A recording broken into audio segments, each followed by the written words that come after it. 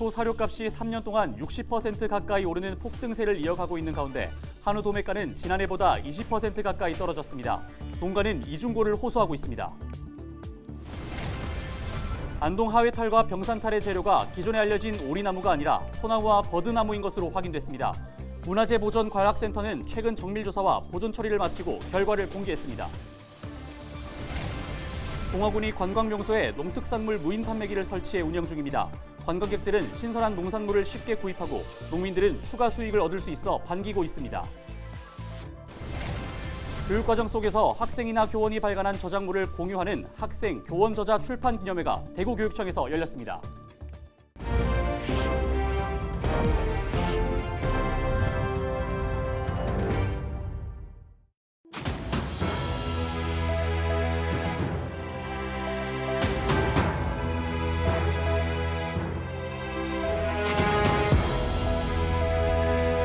시청자 여러분 안녕하십니까? 헬로티비 대구 경북 뉴스입니다. 최근 마트에서 소고기 저렴하게 만날 수 있어서 소고기 좋아하시는 분들은 굉장히 반가웠을 것 같은데요. 하지만 이런 이벤트가 나온 배경을 알면 씁쓸합니다. 소 사용 마리수가 역대 최고치를 기록하면서 한우 도매가가 떨어지며 생긴 건데요. 사료값이 오른 상태에서 소 도매가가 떨어진 거라 농가는 걱정이 큽니다. 홍하영 기자가 취재했습니다. 7년 전 부모님을 따라 소를 키우기 시작한 청년 농업인 박진서 씨. 코로나19로 소고기 수요가 높아져 안정적인 정착을 기대했는데 지금은 걱정이 큽니다. 소 사육 마리수가 역대 최고치인 358만 두에 도달하고 수입 물량이 늘어나며 올해 1월 도매가가 지난해 대비 20% 가까이 떨어졌습니다.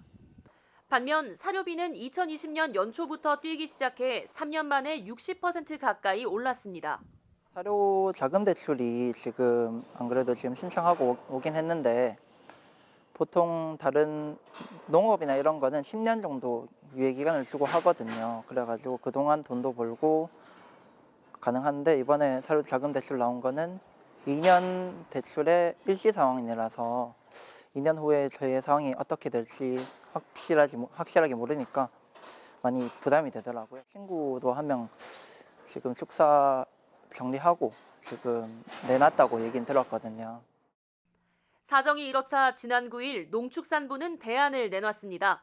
가격이 더 떨어지는 악순환을 없애기 위해 농협을 중심으로 저렴한 값에 소고기를 판매하고 급식 업체 등에서 식재료를 한우로 바꾸면 지원금을 주는 겁니다.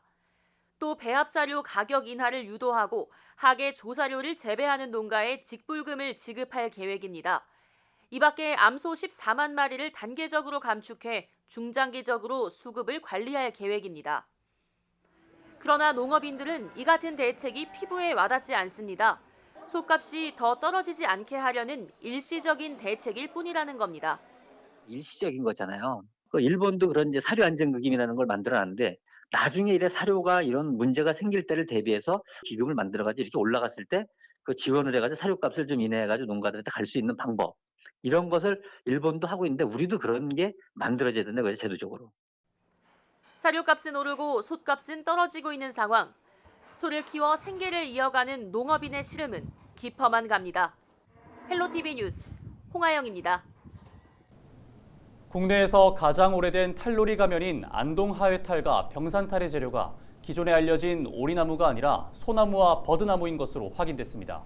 문화재 보존과학센터는 최근 국보인 안동 하회탈과 병산탈의 정밀 상태 조사와 보존 처리를 마치고 결과를 공개했습니다. 이하영 기자가 보도합니다. 고려 때 제작된 것으로 추정되는 안동 하회탈과 병산탈. 우리나라에서 가장 오래된 탈놀이 가면으로 조선 후기까지 하회 별신구 탈놀이에 사용됐습니다. 안동 하회마을에서 관리를 해오다 1964년 국보로 지정된 후 국립중앙박물관으로 이관됐고 지난 2017년 다시 안동시립박물관으로 이관됐습니다.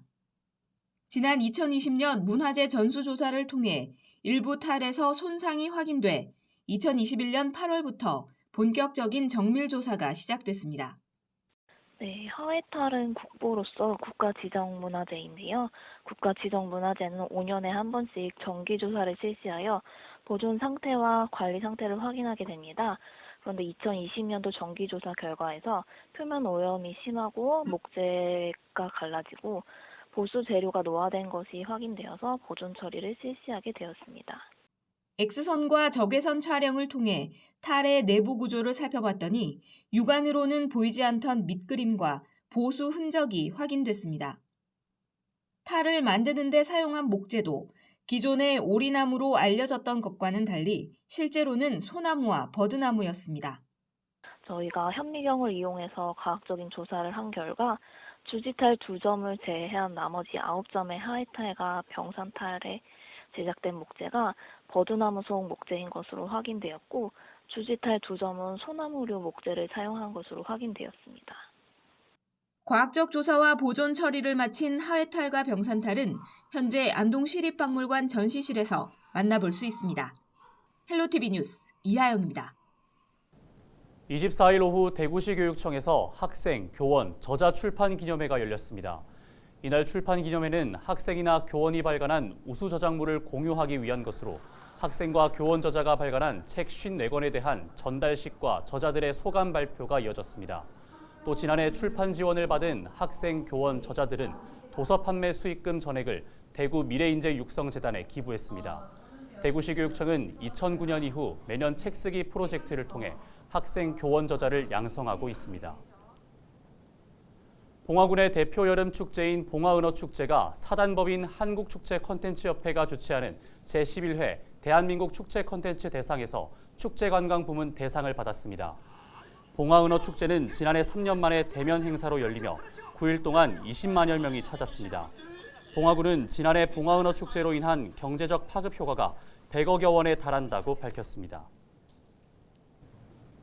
지역의 많은 관광지에는 늦게까지 운영하는 상점이 없어 밤이 되면 특산물이나 식료품 등을 구매하기가 어려운데요. 최근에 봉화군이 설치한 24시간 농특산물 무인 판매기가 관광객과 지역민 모두에게 인기를 끌고 있다고 합니다. 서희동 기자가 소개합니다. 산타마을로 유명한 봉화군의 한 마을. 올해도 8만여 명의 관광객이 찾은 명소인데 밤에 찾아온 사람들은 상가가 문을 닫아 지역 특산물을 구매할 곳이 없었습니다. 최근 이곳에 설치된 무인 자판기입니다. 지역의 농특산물을 언제든 간편하게 구매할 수 있어 관광객과 마을 주민들의 이용이 늘고 있습니다. 무인 판매기는 진열대의 온도를 조절할 수 있어 제품의 신선한 보관이 가능하고 오래된 상품은 판매되지 않도록 유통기한을 설정할 수도 있습니다. 이곳에 진열된 상품은 모두 지역의 농가에서 직접 생산한 이른바 로컬푸드로 무인 판매기는 주민들의 새로운 소득원으로 떠오르고 있습니다. 아무래도 무인 판매기가 있으니까 좀 신기하기도 하고 언제든지 이제 구입하시고 싶은 분들은 또 바로 구입하실 수 있으니까 좋은 것 같아요. 실제 농가 수익 창출에도 도움이 되고 있습니다. 지금까지 무인 판매기에서 팔린 상품의 약 22%가 야간에 판매됐는데 이전에는 상점이 문을 닫아 매출이 발생하지 않던 시간대입니다. 밤에도 저희가 매장이 없다 보니까 사람이 없다 보니까 여기 무인 판매대에서 다들 사가시더라고요. 그리고 지역 주민분들도 좋아하세요. 이렇게 믿고 농산물을 사갈 수 있어서 많이 이용하니까 아무래도 수익 창출도 도움이 되고 해서. 봉화군은 협곡 구비마을과 청량산 비나리마을 등 총 4곳에 설치된 무인 판매기의 운용 결과를 토대로 앞으로 본격적인 도입 여부를 판단할 계획입니다. 연중 24시간 신선한 농산물의 판매가 가능하여 지역 농가의 소득 향상에 많은 도움이 될 것이라고 생각하며 향후에도 농산물 판로 지원을 위한 다양한 방안을 지속적으로 강구해 나가도록 하겠습니다. 농특산물 무인 판매기가 판로 개척에 어려움을 겪는 지역 농가의 새로운 소득 창출원으로 자리 잡을 수 있을지 앞으로의 성과가 주목됩니다. 헬로티비 뉴스 서희동입니다.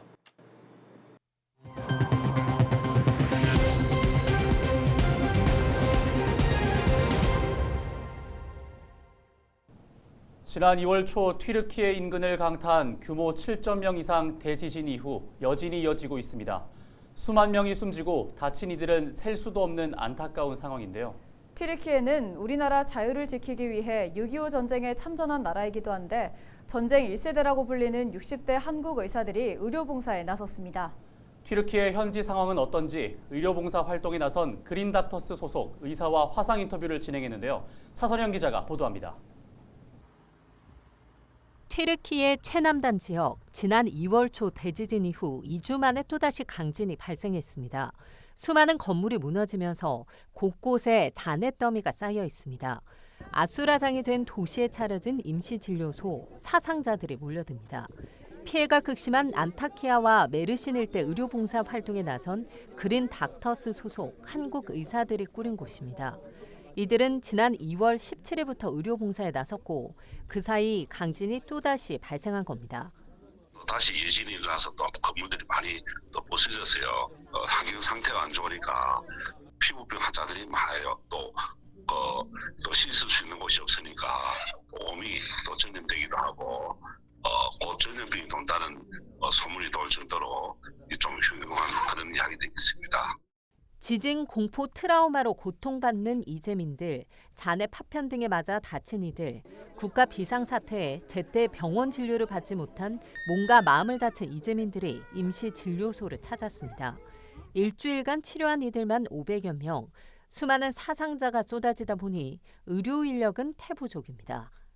다시 예진이 일어난 안타키아 지역에 가니까 의사들을 본 적이 없을 정도로 아픈데 가니까 구름대처럼 몰려올 정도로 의사 요구가 상당히 많고. 튀르키예 지진 의료 봉사단에 참여한 3명은 전쟁 1세대로 불리는 60대 의사들입니다.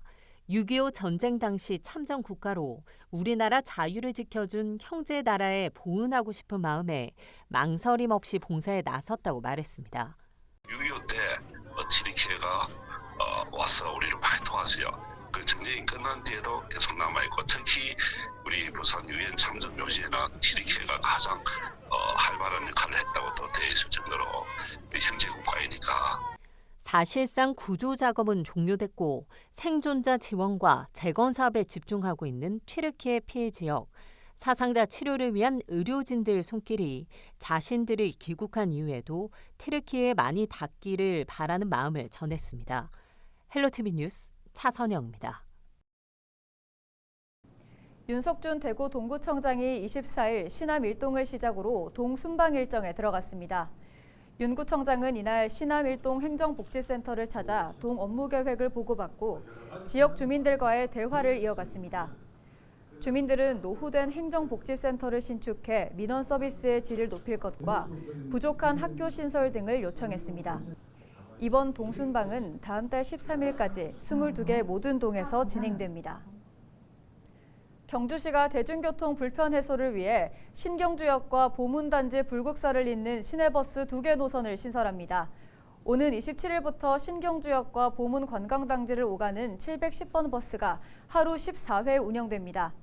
신경주역에서 통일전을 지나 불국사까지 가는 711번 버스는 하루 10회 운영됩니다. 시내버스 노선 신설로 신경주역과 보문 관광단지 불국사 간 배차 간격은 1시간 30분에서 30분으로 1시간 이상 줄어들어 이용자들의 불편이 해소될 것으로 보입니다. 봉화군이 신속한 민원 처리를 위해 민원 처리 마일리지제를 시행합니다.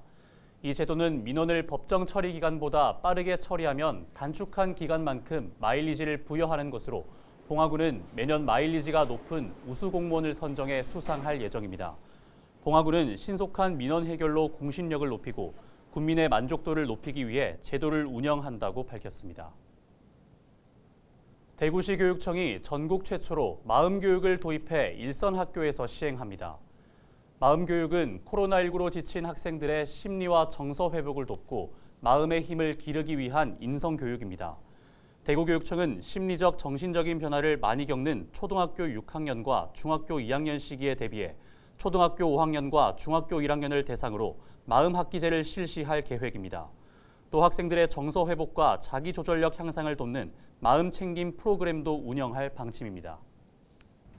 재단법인 대구문화예술진흥원이 대구 공연예술 연습공간과 정기대관 신청을 받습니다.